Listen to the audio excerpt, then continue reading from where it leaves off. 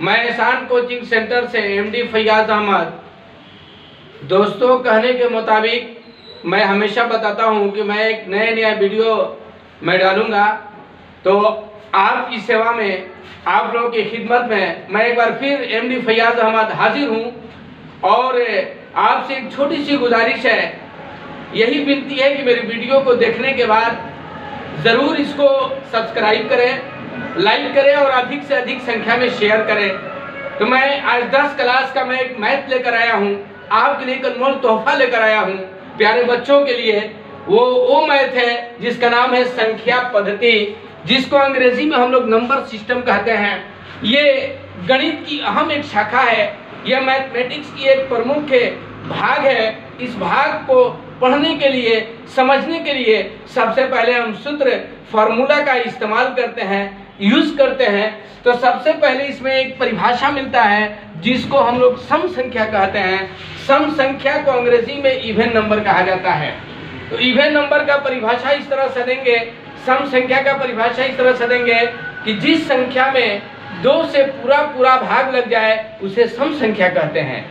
जैसे 2, 4, 6, 8, 10, 12, 14, 16, 18, 20। कहने का मतलब यह है कि ये सारी संख्याओं में अगर हम 2 से भाग देते हैं, इसको 2 से विभाजित करते हैं, ये 2 से पूरा कट जाता है। जैसे देखिए, 2 में 2 से भाग लगाएंगे तो 2 एकाई 2, 4 में 2 से भाग लगाएंगे 2 दूना के 4, 6 में 2 से भाग लगाएंगे 2 तिहाई 6, 8 में 2 से भाग लगाएंगे 2 चौके 8। इसी तरीके से 2, 4, 6, 8, 10, 12, 14, 16, 18, 20 इत्यादि, यानी कि इसके बाद और भी संख्याएं हैं जिसमें 2 से भाग लगाने पर वह पूर्ण रूप से विभाजित हो जाती है, वही संख्या सम संख्या है।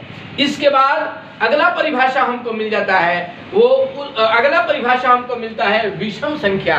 विषम संख्या को अंग्रेजी में ओड नंबर कहते हैं।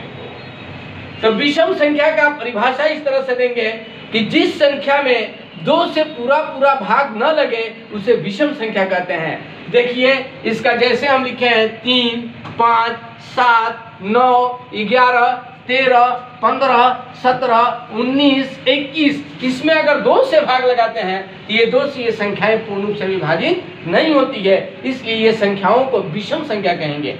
इसके बाद अगला परिभाषा हमको मिल जाता है प्राकृत संख्या, जिसको अंग्रेजी में बोलते हैं नेचुरल नंबर।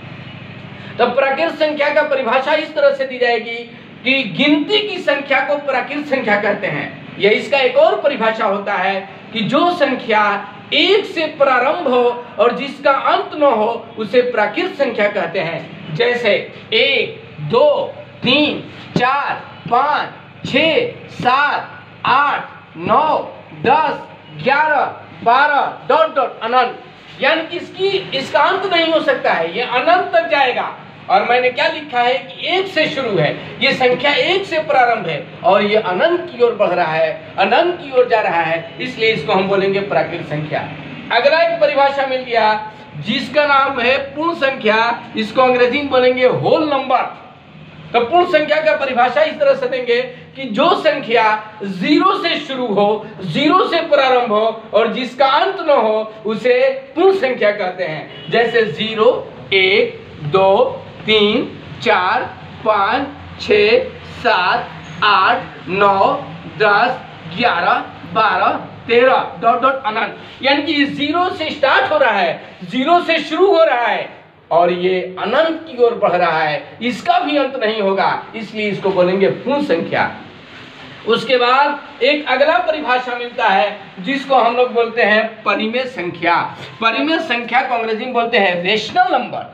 परिमेय संख्या को अंग्रेजी में बोलते हैं, अंग्रेजी की भाषा में इसको रेशनल नंबर कहते हैं। तो इसका परिभाषा इस तरह से देंगे कि जो संख्या p बटा में q के रूप में हो, जो संख्या p बटा में q के रूप में हो, जहां q not इक्वल टू 0, तो उसे परिमेय संख्या कहते हैं। जैसे 5/8, यानी कि P बटा में Q के रूप में है। ऊपर वाले को P मानेंगे, नीचे वाले को Q मानेंगे, और Q नॉट इक्वल टू 0, यानी कि नीचे वाला Q का मान 0 के बराबर नहीं होना चाहिए। 4/9 ये भी P बटा में Q रूप में है, 2/3 ये भी P बटा में Q रूप में है, 1/5 ये भी P बटा में Q रूप में है, 6/10 ये भी P बटा में Q के रूप में है, लेकिन नीचे जो है यानी कि Q का मान 0 के बराबर नहीं है, इसलिए परिमेय संख्या है। इसी तरह से मैं हमेशा वीडियो बनाता रहूंगा। नेक्स्ट हम मिलेंगे आपसे, आपके लिए अनमोल सा एक प्यारा सा और मैं तोहफा लाऊंगा, इसलिए मेरे वीडियो को देखें और जरूर आप सब्सक्राइब करें और शेयर करें। तब तक के लिए मैं